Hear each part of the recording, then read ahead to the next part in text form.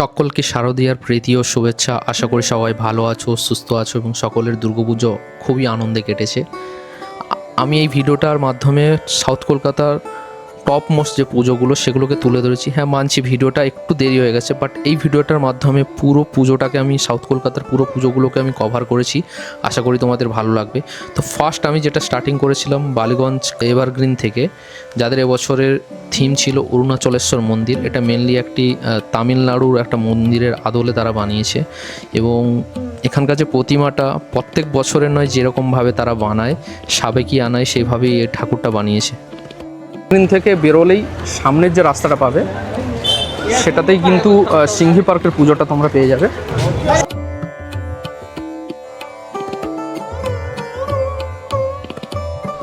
সিংহি পার্কের এবছরের থিম ছিল অকাল বোধন। মেনলি এই থিমটা বেসড অন রাবণ যেরকম হচ্ছে মা দুর্গাকে অকাল টাইমে পুজো করেছিল, সেই থিমটাকেই এখানে মেনলি তুলে ধরেছে পুরো প্যান্ডেল জুড়ে। প্যান্ডেলটার ভেতরটাই দেখো কত সুন্দরভাবে সব কিছু, মানে যুদ্ধের যে টাইমের যে চিত্রগুলোকে এখানে তুলে ধরেছে। আর এখানকার দুর্গা ঠাকুরের প্রত্যেক বছর রূপ দেন প্রদীপ রুদ্রপাল, অসাধারণ বানায়, সাবেকি আনায় ঠাকুরটা তৈরি হয়। তবে আগের বছরটা মানে ঠাকুরটা আরও দারুণ হয়েছিল আমার মনে হয়েছে, যেটা এবছরের তুলনায়। তো তোমরা কি বলছো অবশ্যই কমেন্টে জানাও। পার্ক থেকে ঠিক বেরোলেই এর ঠিক সামনের দিকেই কিন্তু রয়েছে হিন্দুস্তান ক্লাব।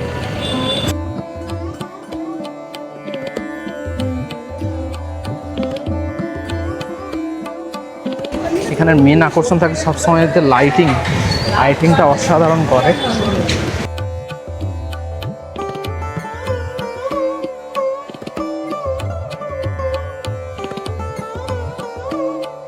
ক্লাবের কিন্তু প্রত্যেক বছর যেরকমভাবে একটা প্যান্ডেল বাড়ায়, এবছর কিন্তু অতটাও ভালো হয়নি, মোটামুটি করেছে, বাট সেই ভাইবটা রেখেছে যেটা প্রত্যেক বছর এরা মেনটেন করে। হিন্দুস্তান ক্লাবে একই রকম টাইপের ভাইব রেখেছে, বাট যেটা আগের বছর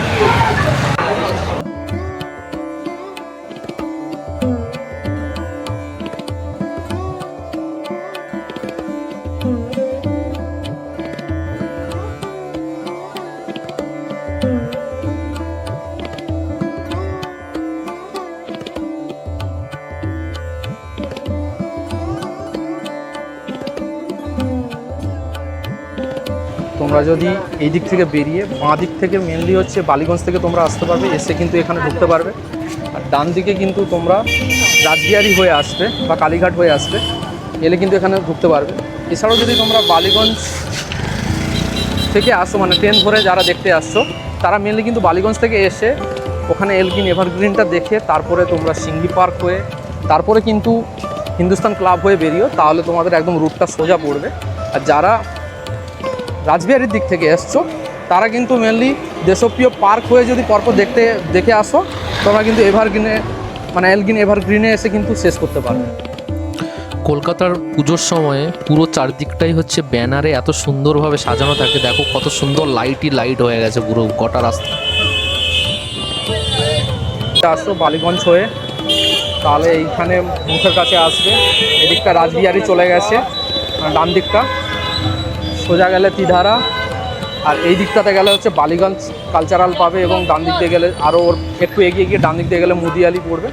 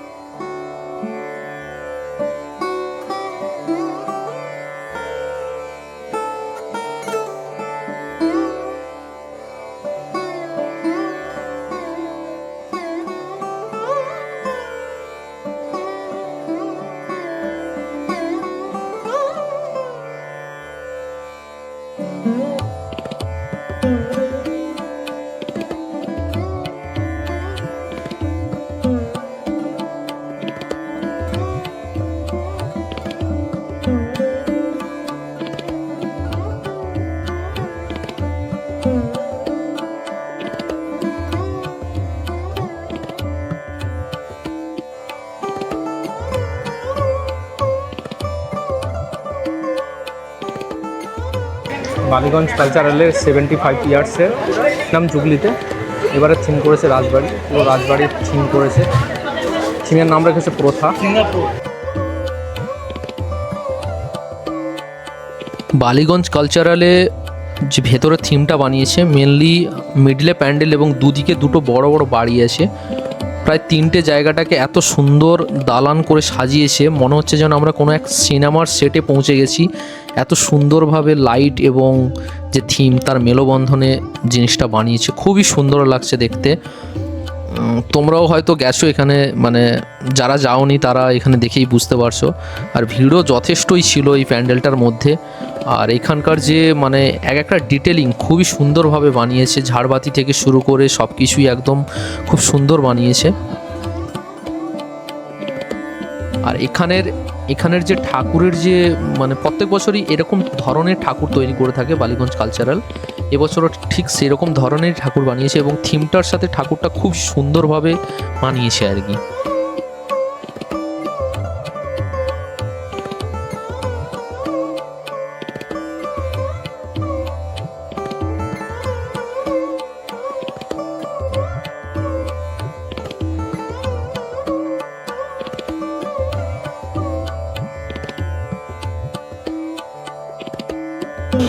তো ফাইনালি আমরা সাউথ কলকাতার সবথেকে অ্যাস্থেটিক প্যান্ডেল মুদিয়ালিতে চলে এসেছি।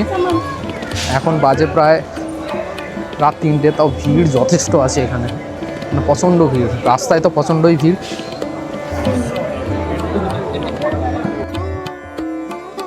মুদিয়ালি ক্লাবের যে থিম তারা বানিয়েছে সেই থিমটা হচ্ছে আত্মশুদ্ধি। প্যান্ডেলের ডিটেলিংগুলো জাস্ট দেখুন, এক্সেলেন্ট বলতে হবে। আর প্যান্ডেলের যে কাজগুলো দেখে মনে হচ্ছিল যে যেন আমরা সেই বলিউড সিনেমার সঞ্জয় লীলা বানসালির যে মুভিগুলো বানায় তার যে সেটগুলো বানায়, আমার মনে হচ্ছে যেন সেরকম একটা সেটে ঢুকে গেছি। সত্যি বেঙ্গলের যে আর্টিস্টরা কত সুন্দর কাজ করতে পারে এই প্যান্ডেলের সেটা দেখিয়েছে। মানে জাস্ট দেখুন, দেখে একদম মন ভরে যাবে।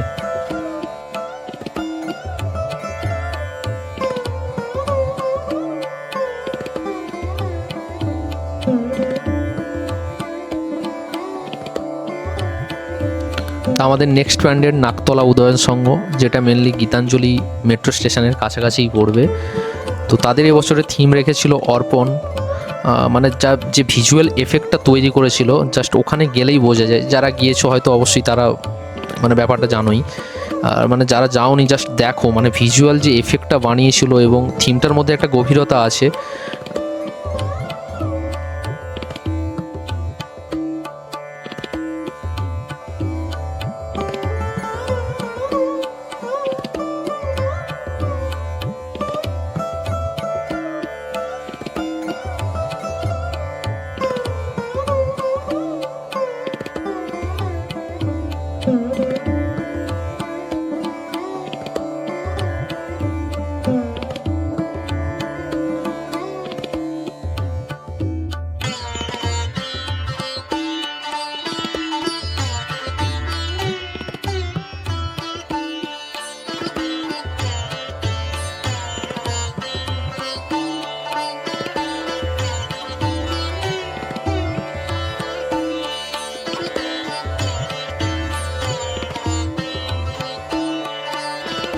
ঠিক এই পুজো প্যান্ডেলটা থেকে বেরোলেই সামনে একটা খুব সুন্দর বড় মেলা বসেছিল। আমরা তো এই মেলাতে অনেক এনজয়ও করেছি বেশ। তো আমরা এখন 41 পল্লীর দিকে এগোচ্ছি। আর এখন প্রায় 1টা বাজে, কিন্তু ভিড় যথেষ্ট আছে। আজকে পঞ্চমী, মানে প্রচণ্ডই ভিড়। 41 পল্লীতে এবছরে মানে সেরা প্যান্ডেল বানিয়েছে সাউথের দিক থেকে দেখতে গেলে। পল্লীর লাইনটা দেখুন, জাস্ট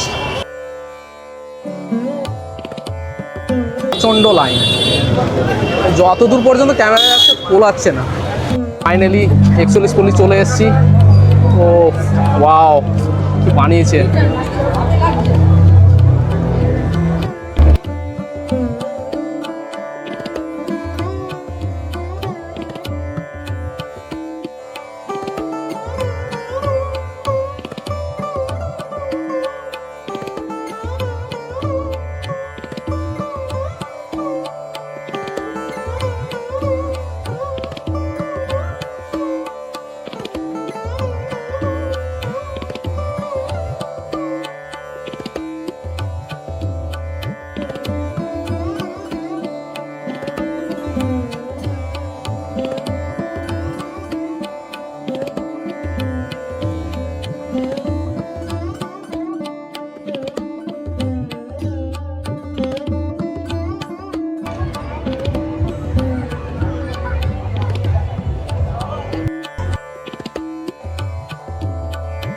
41 পল্লী থেকে বেরিয়ে সামনের দিকে এগোলেই এখানে হচ্ছে মেলাও বসেছে, এখানে খাওয়ার দাওয়ারও খেতে পারবেন। এবং সামনে থেকে সোজা গিয়ে ডান দিকে গেলে আপনারা হচ্ছে মেন রাস্তাটা পাবেন। আর মেন রাস্তায় উঠে আবার বাঁ দিকে যদি আপনারা যান সেক্ষেত্রে কিন্তু আপনারা অজয় সংঘাত হচ্ছে মানে যে পুজোটা হচ্ছে সেটা দেখতে পাবেন। 41 পল্লী থেকে বেরোলেই সামনের দিকে একটা বেশ মানে একদম গরম গরম রসগোল্লা তৈরি হচ্ছিল, তো আমি এবং আমার বন্ধু ট্রাই করলাম। 41 পল্লী ঠাকুর দেখতে আসো, এখানে আরও দুটো প্যান্ডেল আছে, যেটা হচ্ছে একটা বিবেকানন্দ পার্ক আর একটা হচ্ছে অজয় সংগতি। তো আমরা এখন বিবেকানন্দ পার্কের যে ঠাকুরটা করেছে সেটা আমরা দেখব। বিবেকানন্দ স্পোর্টিং ক্লাবের এবছরে তাদের থিম করেছে বায়োস্কোপ, যেটা মেনলি ফোকাসড অন আমাদের যে বাংলা ফিল্ম থেকে শুরু করে হিন্দি ফিল্ম 90s যেসব মানে বড় বড় সুপারস্টার বা তাদের যেসব ফিল্ম সেইগুলোকেই মেনলি এখানে উপস্থাপনা করেছে খুবই সুন্দরভাবে। প্রত্যেকটা মানে প্রত্যেকটা ডিটেলিংভাবে মানে আমাদের যত ভালো ভালো যে সিনেমা, বাংলার যত 90s ভালো ভালো সিনেমা বা হিন্দিতে যত ভালো ভালো সিনেমা বা যেসব ক্যারেক্টার সেই সময়ের মানে পপুলারিটি পেয়েছিল সেগুলো নিয়েই মেনলি এই থিমটা বানিয়েছে। এবং ঠাকুরটাও পেছনে দেখো মানে সুন্দর একটা ক্যাসেটের রূপ দিয়েছে, আমার তো দারুণ লেগেছিল। ছোট থিম করেছে কিন্তু খুবই সুন্দর করেছে।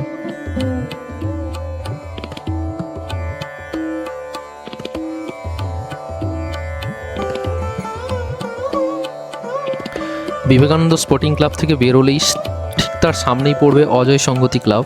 এবছরে তাদের থিম রেখেছে সর্বং সোহা। মেনলি এখানে মায়ের যে রূপ বা মেয়েদের যে রূপ, যে তারা যে কাজকর্মের সাথে জড়িত সেইগুলো সব নিয়েই এখানে কিন্তু তুলে ধরেছে যে যতই কষ্ট হোক মা কিন্তু আমাদের সেবায় সবসময়ই লেগে থাকে। সেই জিনিসটাকে মেনলি এই থিমটার পুরো প্যান্ডেলটার মধ্যে তুলে ধরেছে। দারুণ ডিটেলিং এবং অসাধারণ করেছিল, যারা গেছো হয়তো তারা জানো, বাট আমি এই ভিডিওটার মাধ্যমে দেখানোর চেষ্টা করেছি যে কত সুন্দরভাবে বানিয়েছে থিমটা, দেখুন জাস্ট।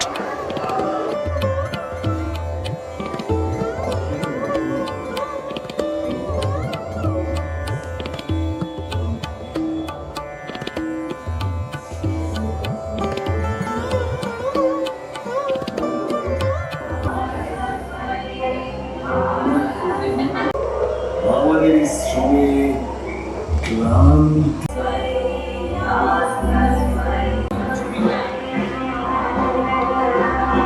আসলে সব দুর্গের যুগাবসানে এক একজন সুতরণী, একজন নারী শ্রমিককে বলি শ্রমের ওষুধ নিধন করে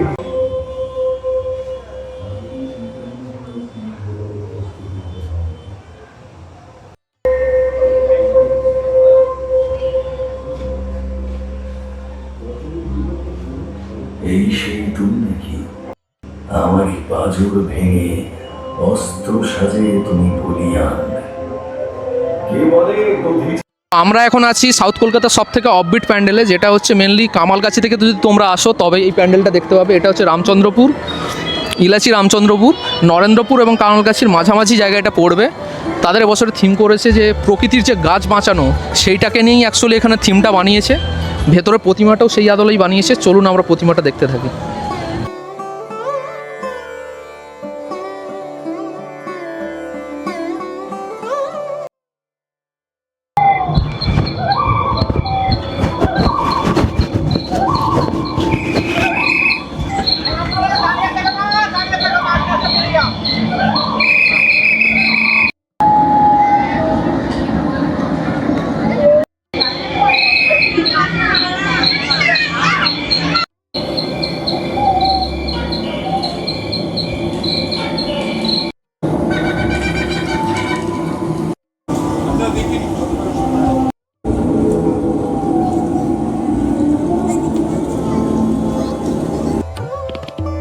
তো কালীঘাট থেকে যদি তোমরা শুরু করো, কালীঘাটের ফার্স্ট প্যান্ডেল পড়বে যেটা হচ্ছে বাদামতলা আশার সঙ্গ। তাদের এবছরের থিম করেছে আরজি।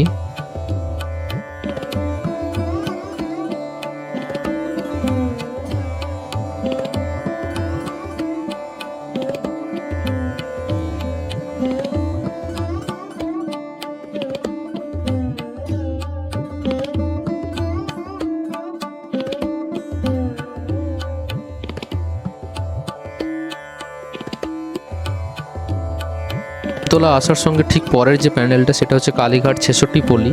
এখানে প্রত্যেক বছরই দারুণ দারুণ থিম করে থাকে। তাদের এবছরের যে থিম করেছিল সেটা হচ্ছে শক্তি রূপায়ণ, যেটা মেনলি তোমরা যারা যারা সন্ধ্যার সময় গেছো তারা এই থিমটা মানে দারুণ বানিয়েছিল। জাস্ট যে বিভিন্ন রকমের যে কান্তারা মুভির যে সেটে যে শোগুলো দেখিয়েছিল সেখানে সেটা কিন্তু এখানে লাইভ পারফরমেন্স হয়েছিল। দারুণ দারুণ অসাধারণ।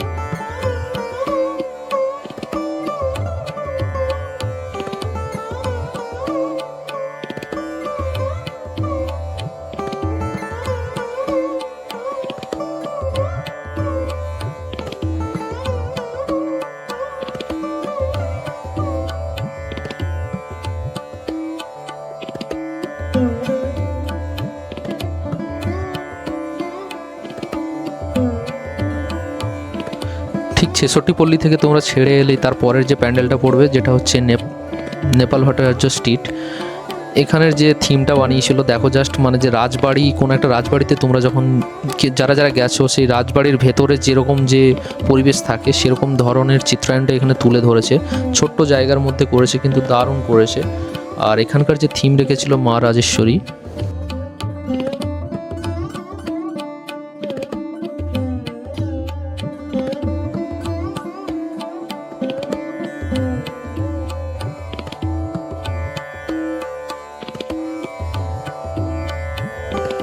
পুরো যেরকম রাজবাড়ি যেরকম হয় পুরো সেরকম রাজবাড়ির পুরো থিম বানিয়েছে। এবং এখানে জাস্ট মায়ের রূপটা জাস্ট দেখো, অসাধারণ করেছিল। সামনে থেকে তো জাস্ট মানে চোখ ফেরানো যাচ্ছিল না, এতটাই সুন্দর করেছিল মায়ের রূপটা। এবং খুবই বড় ধরনের দুর্গা করেছে দেখো। নাও এখন আমরা চলে এসেছি সাউথ কলকাতার মোস্ট ভাইরাল প্যান্ডেল যেটাকে বলা যায়, যেখানে প্রায় 5 কোটি রুদ্রাক্ষ দিয়ে কিন্তু এই প্যান্ডেলটা বানানো। হ্যাঁ ঠিকই বলছি, 5 কোটি রুদ্রাক্ষ দিয়ে বানানো। জাস্ট দেখো তুমি, মানে জাস্ট এক একটা রুদ্রাক্ষকে দিয়ে এখানে পুরো প্যান্ডেলটা বানানো আছে। আর এখানকার মানে এটা হচ্ছে চেতলা অগ্রণী ক্লাব, তোমরা বুঝেই গেছো। এখানের যে থিমটাও বানিয়েছে খুবই একটা পাওয়ারফুল থিম বানিয়েছে।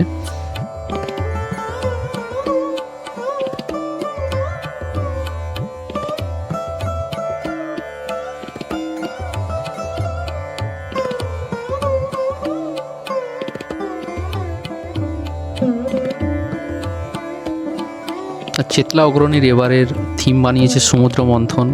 আমরা সবাই পুরাণে এটা পড়েছি যে অমৃতের পাওয়ার নেশায় এবং অসুরদের মধ্যে যখন লড়াই চলছিল তখন এক ধরনের বিষ ওখান থেকে নির্গত হয় এবং সেটা ভগবান মহাদেব নিজের মধ্যে সেটাকে ধারণ করেছিল, তাই তেনাকে নীলকণ্ঠ বলা হয়। সেই জিনিসটাকে এখানে পুরো সুন্দরভাবে উপস্থাপনা করেছে। জাস্ট অসাধারণ এক কথায়। জাস্ট দেখুন, জাস্ট ভিজুয়াল এফেক্টটা জাস্ট দেখুন। যারা সামনে থেকে দেখেছো তো তারা তো অবশ্যই জানো। এই প্যান্ডেলটা এসে সত্যিকারের মনে হচ্ছে যে আমরা যে পুরাণের কথাগুলো যেগুলো পড়েছি সেই জিনিসটাকে বাস্তবায়িতভাবে এখানে উপস্থাপন করেছে। মানে একদম দুর্দান্ত বানিয়েছে যাকে বলা যায় আর কি। মানে এখানে আসা অনেকটা লাইন দিয়ে এসেছি, বাট কিন্তু ঢোকার পরে যে এখানকার যে থিমটা দেখে সত্যিই ভালো লেগেছে। তোমাদেরও এই থিমটা কেমন লাগছে অবশ্যই কমেন্টে জানাতে ভুলো না কিন্তু।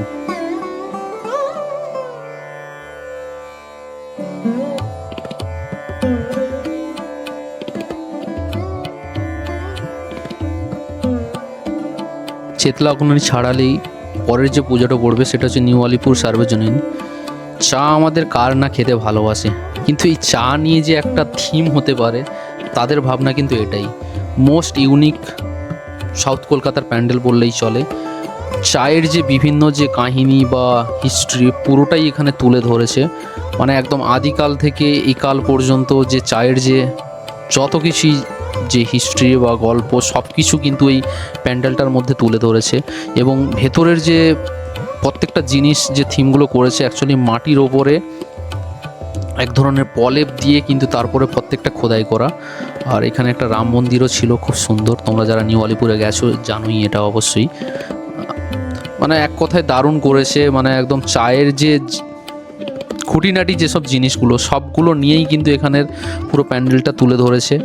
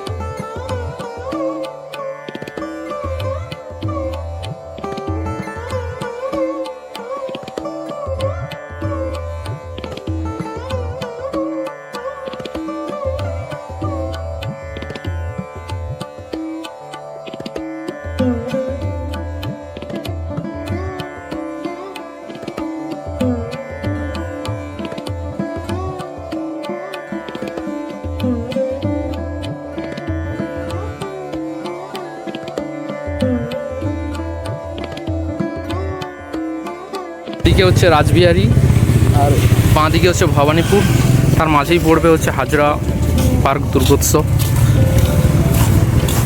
এবছরের মানে থিমটা অসাধারণ করেছে, তার সাথে সাথে ঠাকুরটা জাস্ট ভেতরে গেলে আপনারা মানে মোহিত হয়ে যাবেন।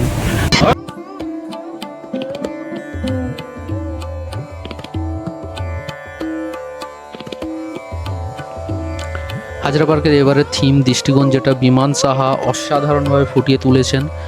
মেনলি আমরা যে রং ইউজ করি সেই প্রত্যেকটা রঙের যে খাপ বা ডাব্বা হয় যেগুলো, সেইগুলোকে এখানে কিন্তু লাগিয়ে প্রত্যেকটা পুরো প্যান্ডেলটাকে কিন্তু সেরকমভাবে বানিয়েছে এবং আমাদের যে দৃষ্টিকোণ কিভাবে বদলানো যায় সেটাকে কিন্তু এই প্যান্ডেলের মাধ্যমে তুলে ধরেছে। আর ভেতরের আমি বারবার বললাম যে ভেতরের যে প্রতিমাটা বানিয়েছে জাস্ট মানে ওটা দেখলে তো আপনারা মানে আমার সব থেকে ভালো লেগেছে সাউথ কলকাতার ঠাকুরের মধ্য থেকে যদি দেখতে যাই তো কিন্তু সব থেকে ভালো ঠাকুর বানিয়েছে এই ঠাকুর।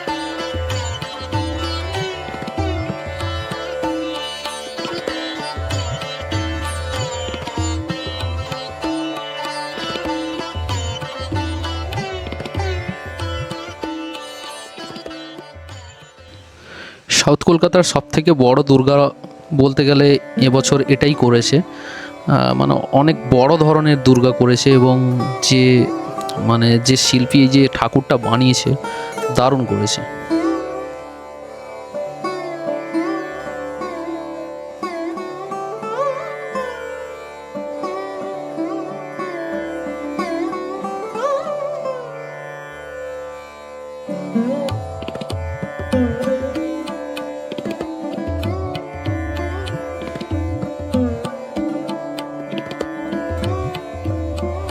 শিল্পীর ক্রিয়েটিভিটিটা দেখুন, শুধু দুর্গা নয় বাকি যে তার যে ছেলে মেয়ে প্রত্যেককে কিন্তু এক একটা কাজ দিয়েছে, কেউ আলপনা আঁকছে, কেউ ছবি আঁকছে, এটা দেখে দারুণই লেগেছে একদম।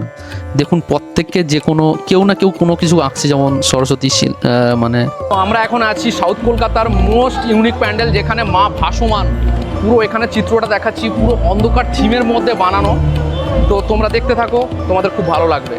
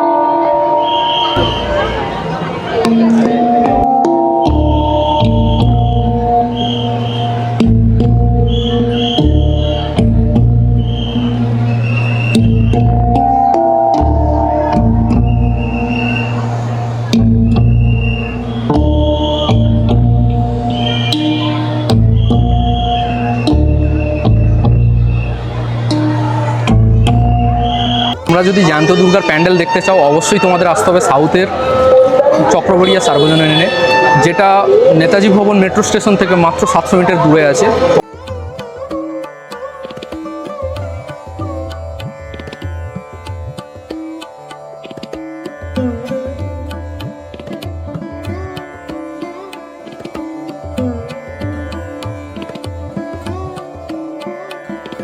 চক্রবেড়িয়ার এই যে দুর্গাপুজোর প্যান্ডেলটা আছে এটা মেনলি ডেডিকেটেড করা হয়েছে যে আগেকার দিনে যে কুপ্রথা আছে সেই প্রথা যে তার যে বিভিন্ন যে বাজে দিকগুলো সেই দিকগুলোকে এখানে তুলে ধরেছে এবং তখনকার দিনে যে মেয়েরা কতটাই অসহায় ছিল সেই জিনিসটাকে এখানে তুলে ধরেছে।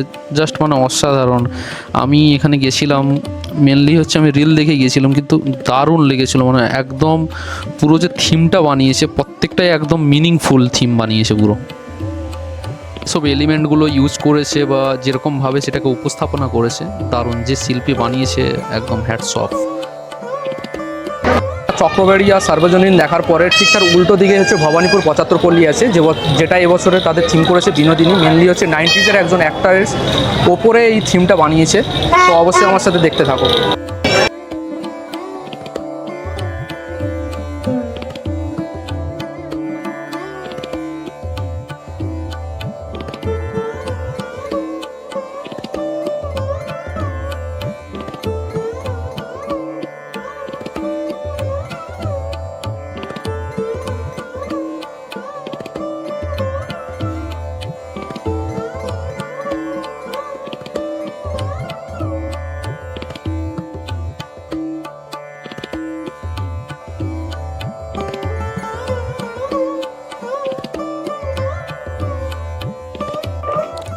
এখানেই আমাদের সাউথ কলকাতার পুজো পরিক্রমা শেষ হলো।